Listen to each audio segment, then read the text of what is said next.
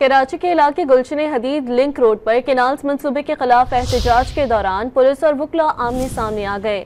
मुश्तिल मुजाहिरीन ने police mobile को आग लगा दी। गुलशन हदीद लिंक रोड पर मंसूबे के खिलाफ एहतजाज गुज़िश्ता कई रोज से जारी है।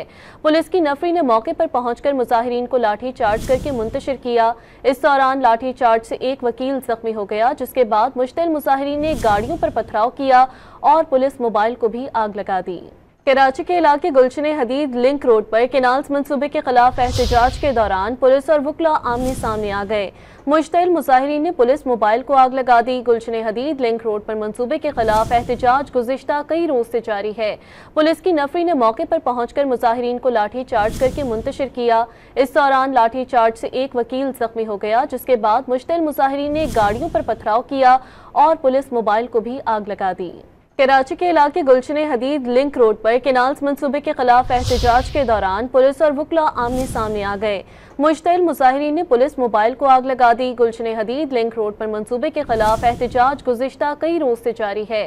पुलिस की नफरी ने मौके पर पहुंचकर मुजाहिरीन को लाठी चार्ज करके मुंतशिर किया। इस दौरान लाठी चार्ज से एक वकील जख्मी हो गया, जिसके बाद मुश्तिल मुजाहिरीन ने गाड़ियों पर पथराव किया और पुलिस मोबाइल को भी आग लगा दी।